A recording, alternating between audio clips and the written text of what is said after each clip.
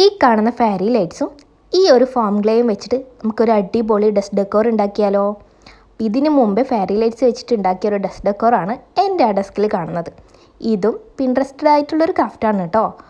അപ്പം നമുക്കിതിന് ഈ ഒരു ഫെയറി ലൈറ്റ്സ് മുകളിലോട്ട് ലൈറ്റ്സ് വരുന്ന വിധത്തിൽ ഇതുപോലെ അതിൻ്റെ കമ്പി പിരിച്ചു കൊടുത്തിട്ട് ഗ്ലൂ ഗണ്ണ് വെച്ചിട്ട് നമ്മൾ കാർഡ്ബോർഡിലോട്ടൊക്കെ അങ്ങ് ഒട്ടിച്ചു കൊടുക്കുക.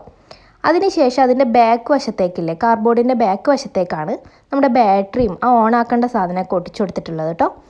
അതിനുശേഷം നമ്മുടെ ഫോം ഗ്ലേ ഇല്ലേ, അത് വെച്ചിട്ടാണ് ഇനി പരിപാടി. അപ്പോൾ ഞാനിവിടെ പിങ്ക് കളർ ഫോം ഗ്ലേ എടുത്തിട്ടുള്ളത്. ഇനി അത് ഓരോന്ന് ഇതുപോലെ ചെറുതായിട്ട് ഉരുട്ടിയെടുത്തിട്ട് ഒരു കുഞ്ഞ് പെറ്റലാക്കിയിട്ട് എടുക്കുക. നമുക്കൊരു പൂവാണ് ആക്കിയെടുക്കേണ്ടത്. അപ്പോൾ ഇതുപോലത്തെ ഒരു പൂവാണ് ഞാൻ ആക്കിയെടുക്കുന്നത്. ഓരോ പെറ്റൽസും ഇതുപോലെ നമ്മൾ ആ ലൈറ്റ്സിൽ അങ്ങ് വെച്ചുകൊടുത്താൽ മതി, പൂവായി കിട്ടിക്കോളും.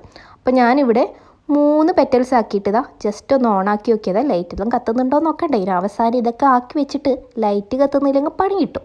അപ്പോൾ ഇടയ്ക്കിടയ്ക്ക് ഞാൻ ഇതുപോലെ ലൈറ്റ് കത്തുന്നുണ്ടോ നോക്കുന്നുണ്ടോ കേട്ടോ. ഇതുപോലെ ഓരോ ലൈറ്റ്സിലും പൂവാക്കി കൊടുക്കണം. അപ്പോൾ ഇത് കുറച്ച് സമയമെടുത്ത് ചെയ്യേണ്ട പണിയാണ് കേട്ടോ. അതുകൊണ്ട് തന്നെ ഞാനൊരു ഫിലിമൊക്കെ ഇട്ടിട്ടാണ് ഇത് ചെയ്യുന്നത്.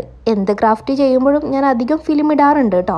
എനിക്ക് പണ്ടേത്തെ തമിഴ് ഫിലിമൊക്കെ ഭയങ്കര ഇഷ്ടമാണ്. പ്രത്യേകിച്ച് ഈ വിജയ് സൂര്യയുടെ ഒക്കെ വീണ്ടും കണ്ടുകൊണ്ടിരിക്കാൻ ഭയങ്കര ഇഷ്ടമാണ്.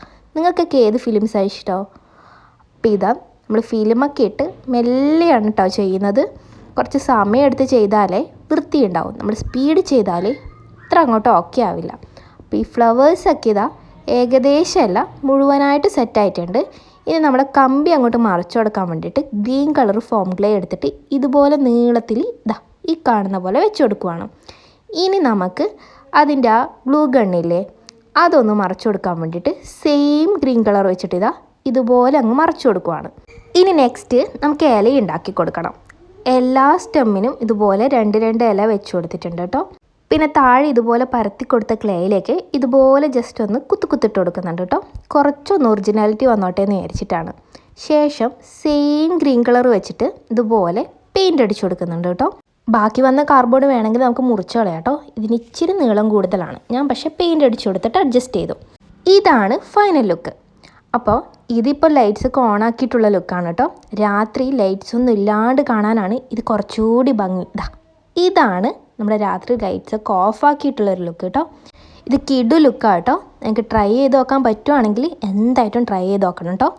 അതുപോലെ എൻ്റെ വീഡിയോസൊക്കെ ഇഷ്ടമാവുന്നുണ്ടെങ്കിൽ ഒന്ന് എൻ്റെ ചാനൽ സപ്പോർട്ട് ചെയ്യണേ. അതുപോലെ ഈ വീഡിയോ ഇഷ്ടമായിട്ടുണ്ടെങ്കിൽ ഒന്ന് ലൈക്കും കമൻറ്റും ചെയ്യണം. അപ്പോൾ ഓക്കേ.